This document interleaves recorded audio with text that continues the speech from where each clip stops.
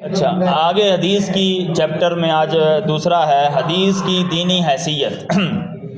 قرآن کی حیثیت تو سب کو پتہ ہے کہ اللہ کا کلام ہے، قرآن اللہ کا کلام ہے، اس کو ماننا ضروری ہے، نہ مانے تو انسان کافر ہو جاتا ہے۔ اب دین کے اندر حدیث کی کیا حیثیت ہے، حدیث کا کیا درجہ ہے، حدیث شریف کا دین میں کیا درجہ ہے، سوال ہے۔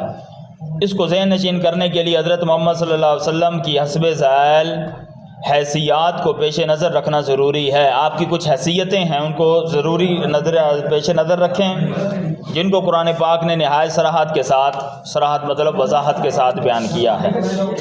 نمبر 1،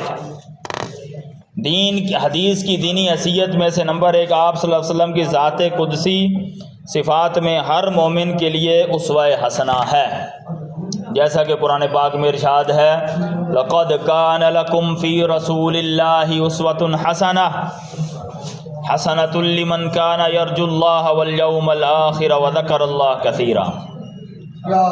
نبی کریم علیہ الصلوۃ والسلام کی ذات میں تمہارے لیے، تمہاری زندگی میں بہترین نمونہ موجود ہے۔ نبی کریم علیہ الصلوۃ والسلام کی ذات تمہارے لیے بہترین نمونے کی حیثیت رکھتی ہے، یعنی اس کے لیے جو ڈرتا ہے اللہ اور روز آخرت سے اور ذکر الہی کثرت سے کرتا ہے۔ بہترین ایک ماڈل ہے، حضور کی زندگی ہمارے لیے ایک بہترین ماڈل ہے، بہترین نمونہ ہے، ٹھیک ہے۔ نمبر 2، آپ صلی اللہ علیہ وسلم کی اتباع سب پر فرض ہے۔ حدیث کی اہمیت اس لیے ہے کہ حضور کی زندگی ایک نمونہ ہے، کامل نمونہ ہے، ٹھیک ہے۔ نمبر 2، حدیث کی اہمیت دین میں کیوں ہے کہ آپ صلی اللہ علیہ وسلم کی اتباع کو اللہ تعالیٰ نے فرض کیا ہے۔ اتباع کہتے ہیں فالو کرنا، جس طرح اللہ کے احکامات کو فالو کرنا ہے تو اللہ کے احکامات کے بعد حضور صلی اللہ علیہ وسلم کے احکامات کو بھی فالو کرنے کا حکم دیا گیا ہے۔ کیا ارشاد ہے فآمنوا باللہ ورسولہ النبی الامی الذی یؤمن باللہ وکلماتہ واتبعوہ، سورۃ الاعراف آیت نمبر 158۔ سو ایمان لاؤ اللہ پر، اس بھیجے ہوئے نبی امی پر جو یقین رکھتا ہے اللہ پر، اس کے سب کلاموں پر، اور اس کی پیروی کرو۔ تو اس میں نبی کریم صلی اللہ علیہ وسلم کی پیروی کا حکم دیا جا رہا ہے۔ نمبر 3، جو کچھ آپ صلی اللہ علیہ وسلم دیں اس کو لینا، اور جس چیز سے منع کریں اس سے باز رہنا ضروری ہے۔ یہاں سے حدیث کی اہمیت پتہ چل رہی ہے، ٹھیک ہے۔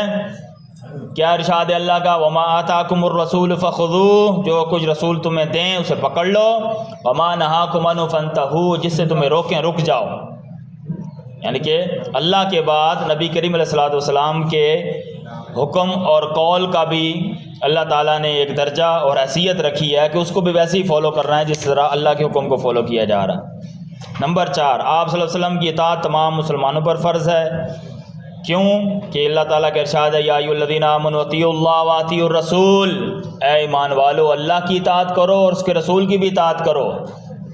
اگر حدیث ضروری نہ ہوتی تو صرف آیت اتنی ہوتی یا ایھا الذین آمنوا اطیعوا اللہ، اے ایمان والو اللہ کی اطاعت کرو، بس بات ختم ہو جاتی۔ واطیعوا الرسول کہہ کر اللہ تعالیٰ نے بتایا کہ میرے کلام کے بعد حدیث کی بھی اتنی اہمیت ہے۔ نمبر 5، ہدایت آپ صلی اللہ علیہ وسلم کی اطاعت سے وابستہ ہے۔ اگر کوئی ہدایت چاہتا ہے وَإِن تُطِيعُوهُ فَاهْتَدُوا، سورۃ النور آیت نمبر 54، اگر ان کا کہا مانو گے تو راہ ہدایت پر آ جاؤ گے۔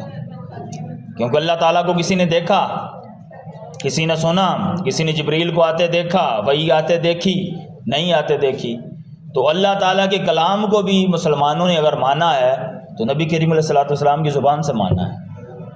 سمجھ گئے بات کو؟ تو آج یہ حال ہو گیا ہے کہ قرآن کو تو مانتے ہیں، حالانکہ قرآن بھی حضور کی زبان سے ہی ادا ہوا ہے۔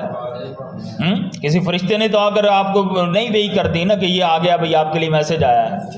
اس قرآن کو مان لیتے ہیں جو نبی کریم علیہ الصلوۃ والسلام کی زبان سے، وہ نبی کریم علیہ الصلوۃ والسلام کی اسی زبان سے حدیث جاری ہوئی ہے، نہیں حدیث کو ہم نہیں مانتے جناب، اس کی کوئی اہمیت نہیں۔ سمجھ گئے بات؟ یہ یہاں سے آپ دیکھ لیں کہ لوگوں کی ذہنی کیفیت کیا ہے۔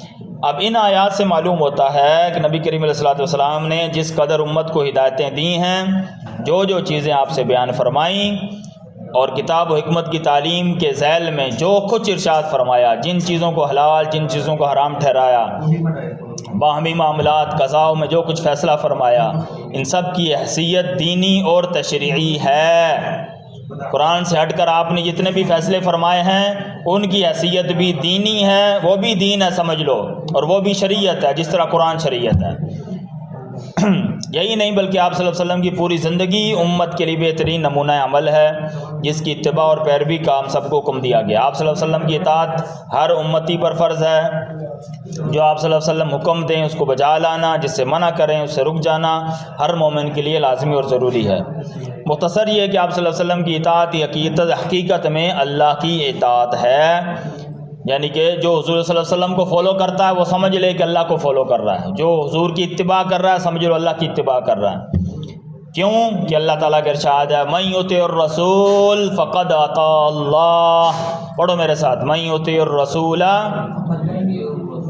فقد اطاع اللہ، سورۃ النساء آیت 80۔ جس نے حکم مانا رسول کا اس نے حکم مانا اللہ کا۔ اللہ نے خود بتا دیا کہ جو رسول کو مان رہا ہے سمجھ رہے وہ اللہ کو مان رہا ہے، ٹھیک ہے؟ یعنی جس طرح اللہ تعالیٰ کی بات ماننا فرض و ضروری ہے اسی طرح حضرت محمد صلی اللہ علیہ وسلم کی بات ماننا بھی لازمی اور حتمی ہے۔ ظاہر ہے جملہ احکام دین کے متعلق کلی احکام قرآن مجید میں موجود ہیں، لیکن ان احکامات کی تشریح اور جزیات کی تفصیل اور ان کی عملی تشکیل نبی کریم صلی اللہ علیہ وسلم کے اقوال، اعمال اور آپ صلی اللہ علیہ وسلم کے احوال کے جانے بغیر ناممکن اور محال ہے۔ ٹھیک ہو گیا؟